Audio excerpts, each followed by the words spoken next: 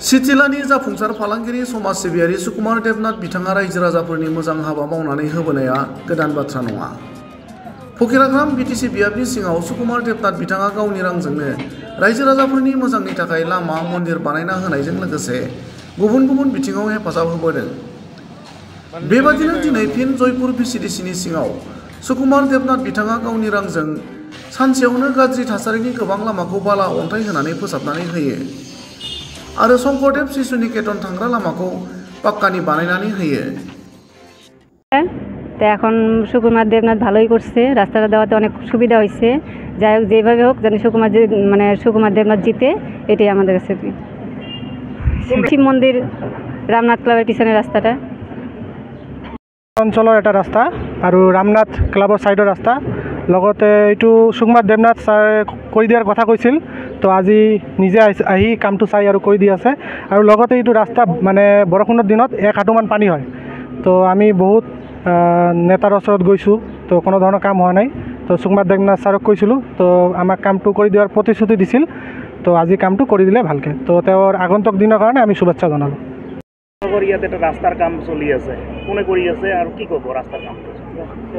এইটো ৰাস্তাটোৰ কাম কৰি আছে এই চিতলা নিবাসী সুকুমাৰ দেবনাথ।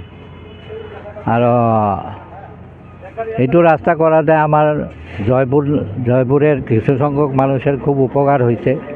এইটো ৰাস্তা বহুত দিন থেকে পৰিত্যক্ত অবস্থায় আছে আৰু জল কাদা হয়, মানুহৰ চলাফেরা খুব অসুবিধা। এইটো রাস্তা হওয়াতে আমার খুব সুবিধা হয়েছে আর কি। এই অঞ্চলে মানুষের অনেক সুবিধা হয়েছে।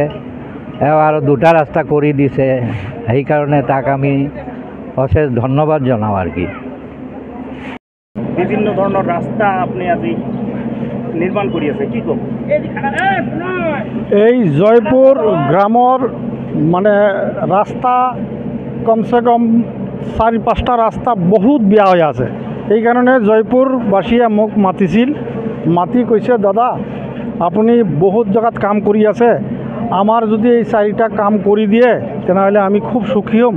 আমাৰ মানে ছাত্ৰবিলেও যাবাৰ মানে খুব অসুবিধা আৰু আমাৰতো অসুবিধা আছে। এই কাৰণে আমি মানে সিহঁতক প্ৰতিশ্ৰুতি দিছোঁ, বোলে ঠিক আছে মই এটা ৰাস্তা মানে কংক্ৰিট ঢালাই কৰি দিম, চিচি ঢালাই। আৰ তাৰ লগতে মানে স্কুলটা শংকৰদেৱ স্কুলো আছে, স্কুলেৰ ৰাস্তা অলপ বেয়া আছে, সেইটোও কৰি দি আছোঁ, ৰানিং কাম কৰি আছোঁ আজিৰ দিনত। আৰু 2টা ৰাস্তা আমি চেনগেবেল দিয়ে বনাই দিছোঁ। আৰু যদি তেনেকা কিবা থাকে ৰাইজৰ অসুবিধাৰ কাৰণে সেইখানিও মই বনাই দিম। কিন্তু মোৰ মনত কোনো হিংসা নাই।